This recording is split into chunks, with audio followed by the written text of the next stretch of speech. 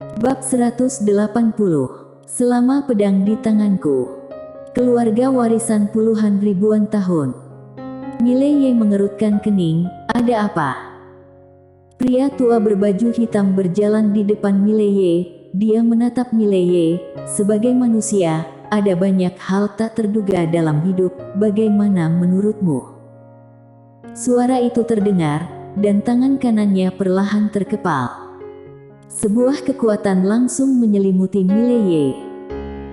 Pada saat ini, di sisi kanan jalan, seorang lelaki tua muncul di waktu yang tidak diketahui. Lelaki tua itu mengenakan pakaian biasa, dengan rambut panjang sebahu dan berjanggut. Melihat lelaki tua berpakaian biasa, lelaki tua berbaju hitam itu sedikit menyipitkan matanya. Setelah beberapa saat, dia melirik Mileye dengan dingin, berbalik dan menghilang. Saat lelaki tua berpakaian hitam itu menghilang, lelaki tua berpakaian polos itu muncul di depan Mileye. Pria tua berpakaian polos itu melirik Mileye dengan sedikit kejutan di matanya, tetapi kejutan itu dengan cepat berubah menjadi rumit. Mileye berkata, "Senior berasal dari keluarga An." Orang tua dengan pakaian biasa berkata, "Ya." Mileye berkata dengan tegas, "Aku pikir, aku cukup baik, bagaimana pendapat senior?" Orang tua berjubah rami tercengang, dan dalam sekejap, dia menggelengkan kepalanya. "Ketebalan mukamu benar-benar mengejutkanku, Mileye." Pria tua berbaju rami berkata lagi, "Kamu tahu, keluargaan kami selain mengutamakan bakat pribadi, juga menghargai garis keturunan dan latar belakang. Perjuangan di tingkat kami berada di luar imajinasi kamu. Pernikahan dan aliansi antara keluarga adalah biasa saja. Nona sangat istimewa, bahkan sangat istimewa, orang yang dia pilih pasti bukan orang biasa, mengerti?" Mileye diam, apa yang orang katakan sangat lugas. Pria tua berbaju rami melirik Mileye, "Sejujurnya, kamu tidak buruk, tetapi bagi keluargaan, itu tidak cukup, jauh dari cukup, karena orang berbakat seperti kamu, keluargaan punya banyak. Adapun identitas kamu dan latar belakang, kamu tampaknya tidak memiliki identitas atau latar belakang.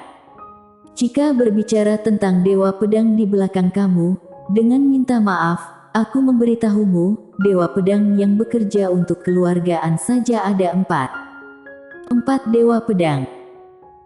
Orang tua berbaju rami melanjutkan, "Apa yang dikatakanku hari ini adalah berharap bahwa kamu dapat mundur dengan tahu diri, dan jangan membuat kesalahan di masa depan, dan jangan membuat nona muda malu.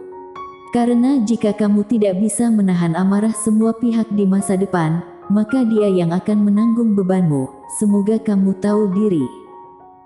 Setelah berbicara, dia berbalik dan menghilang. Di jalan, Mileye terdiam untuk waktu yang lama, dan akhirnya, dia menggelengkan kepalanya dan tersenyum, "Ladia, aku sedikit stres." Setelah dia selesai berbicara, dia melihat pedang keindahan spiritual di tangannya, dan setelah beberapa saat, dia tiba-tiba tertawa, "Keluarga besar sialan. Aku tidak punya identitas, tidak ada keluarga, tapi aku punya pedang. Selama pedang ada di tanganku, aku bisa merajalela. Ladia, tunggu aku." Suara itu terdengar, Mileye telah menghilang di ujung jalan. Mileye tidak menyadari bahwa pedang paling kiri di puncak menara penjara alam sedikit bergetar, tetapi dengan cepat kembali tenang. Setelah Mileye menghilang, seorang wanita tiba-tiba muncul di jalan. Dia berpakaian putih seperti salju. Ladia An. Melihat bagian belakang Mileye pergi, mulut Lady An terangkat sedikit, dan senyum menyentuh muncul. Senyum ini membuat dunia kehilangan warna. Setelah beberapa saat, Ladia An berkata dengan lembut, "Aku tunggu kamu." Setelah berbicara, dia berbalik dan berjalan ke kejauhan, dan segera, dia menghilang ke dalam malam. Kali ini benar-benar hilang. Di malam yang gelap, desahan terdengar.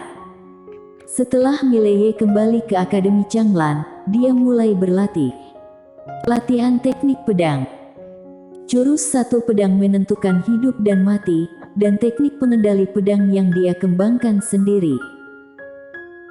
Khususnya teknik pengendali pedang, ia menemukan bahwa teknik pengendali pedang ini masih memiliki banyak ruang untuk pengembangan, dan sekarang, yang harus ia lakukan adalah memperkuat teknik pengendali pedang. Jika ingin mengintegrasikan teknik pedang satu pedang menentukan hidup dan mati ke dalam teknik pengendali pedang, jika berhasil, setiap pedang terbang di masa depan akan menjadi jurus satu pedang menentukan hidup dan mati, dan kekuatan akan meningkat beberapa kali. Selain itu, ia juga siap memanfaatkan jiwa pertarungan, momentum pedang, jiwa pedang dengan baik, apalagi meminjam momentum. Ia tidak mahir menggunakannya sekarang, atau ia bisa berbuat lebih baik dalam segala hal. Hanya saja dia terlalu sibuk sebelumnya, dan dia tidak bisa tenang dan mengintegrasikan ini dengan baik. Tapi sekarang, dia punya waktu untuk menenangkan diri dengan baik. Kecuali Mileye yang berkultivasi dengan keras, semua orang di Akademi Changlan berkultivasi dengan panik, terutama para siswa itu, karena jika mereka gagal dalam penilaian, mereka akan tersingkir. Di sini ada kemuliaan, ada sumber pelatihan, ada pil obat, ada teknik seni bela diri, ada teknik pelatihan. Siapa yang mau pergi? Tidak ada yang ingin pergi, tetapi jika kamu tidak ingin pergi, kamu harus berlatih. Pelatihan yang menentukan. Kamu tahu, ada begitu banyak orang di luar yang ingin masuk. Ada persaingan, ada kemajuan. Selain para siswa ini, 70 prajurit kerajaan Jiang yang direkrut Mileye juga berkultivasi dengan panik, dan cara kultivasi mereka relatif kejam. Semua prajurit ini perlu berlatih aura pembunuh, dan aura pembunuh membutuhkan aura pembunuh. Untuk melatih aura pembunuh para prajurit ini, Janet Lu akan membawa mereka ke tempat misterius yang bahkan Mileye tidak tahu. Pokoknya, setiap kali para prajurit ini kembali, setengah mati dan terlihat sangat menyedihkan. Selain itu, latihan biasa para prajurit ini juga merupakan latihan yang tidak manusiawi. Di bawah intensitas seperti itu, tubuh secara alami tak tertahankan. Namun, Akademi Changlan punya uang. Pil Inchiset Waun, segala macam pil tonik besar, dan beberapa pil yang bisa menguatkan tubuh, Akademi Changlan punya cukup. Dan teknik seni bela diri yang dipraktikkan para prajurit ini, minimal adalah alam bumi. Belum lagi peralatan yang digunakan, itu alam eksplisit. Namun, peralatan kavaleri api hitam, Janet Lu tidak menggunakannya. Akan menggunakan, ya, tetapi harus memenuhi standar kebiasaannya. Harus memenuhi syarat untuk digunakan. Para prajurit ini setiap hari melihat perlengkapan alam eksplisit ini tapi tidak bisa menggunakannya. Siksaan batin apa itu? Praktik. Berlatihlah dengan keras. Yang paling penting adalah bahwa jika kompetisi setiap bulan mencapai juara terakhir, maka akan tersingkir. Di sini makanannya paling enak, perlengkapannya paling enak, sumber daya pelatihannya paling bagus, jadi tidak ada yang mau pergi. Dapat dikatakan bahwa hampir semua orang berkultivasi dengan putus asa. Dalam hal ini, tingkat pertumbuhan para prajurit ini sangat menakutkan. Selain aspek pelatihan mahasiswa dan prajurit, setelah Kalista Jian menjadi bendahara Akademi Changlan, seluruh Akademi Changlan berubah drastis. Setiap hari banyak orang ibu kota kerajaan masuk ke Akademi Changlan untuk berkunjung, dan setiap orang perlu membayar sejumlah koin emas, biarpun tidak banyak dan semua orang mampu membelinya. Namun, ketika jumlah orang banyak, maka itu luar biasa. Hanya dalam satu hari, Akademi Changlan menghasilkan laba bersih 20 juta koin emas. Dan Kalista Jian menghasilkan 2 juta secara langsung. 2 juta sangat kecil, tetapi ada proyek lain, seperti melelang beberapa tanah terlantar di sekitar Akademi Changlan. Siapapun yang mendapatkan sebidang tanah dapat membangun rumah di sini, dan kemudian akan menjadi tetangga Akademi Changlan di luar kota. Kemudian, Kalista Jian menjual 5 bidang tanah pada hari pertama, tidak besar, masing-masing hanya berukuran sekitar 100 meter persegi, dan dia melelang 30 juta koin emas untuk 1 bidang tanah. Dan di sekitar Akademi Changlan, setidaknya ada puluhan ribu hektar. Selain itu, ada berbagai proyek. Bagaimanapun, pada hari pertama, Kalista Jian mendapat hampir 30 juta koin emas. Hanya masalah waktu sebelum wanita ini menjadi orang terkaya di kerajaan Jiang. Selain itu, dia juga merekrut sejumlah besar prajurit dan kuda, merekrut banyak orang, dan setiap hari dia pergi ke pegunungan untuk mencarinya, secara alami mencari tambang emas, tambang perak del. Belum lagi, setelah hampir setengah bulan bekerja keras, dia benar-benar menemukan tambang emas jauh di pegunungan sekitar 1000 mil jauhnya dari Akademi Changlan. Pada saat ini, seluruh Akademi Changlan heboh. Tambang emas sangat berarti bagi Akademi Changlan, karena setidaknya ratusan juta koin emas dapat ditambang dari tambang emas ini. Tentu saja, sebagai Kalista Jian yang paling banyak mendapat pujian, ia mendapatkan puluhan juta sekaligus. Tak hanya itu, Mileye juga bermurah hati menghadiahinya dengan sepotong senjata alam eksplisit yang membuatnya senang. Jadi, dia buru-buru memanggil adiknya Sword King untuk datang. Dan harus dikatakan, dia juga memanggil banyak orang keluarga Jian. Dengan hadiah yang kaya, Kalista Jian bekerja lebih keras. Dia juga mendirikan departemen kecil, departemen yang didedikasikan untuknya, yang merekrut hampir 100 orang. Orang-orang ini bertanggung jawab untuk berbagai hal. Jangan meremehkan 100 orang ini. 100 orang ini bertanggung jawab atas semua bisnis Akademi Changlan.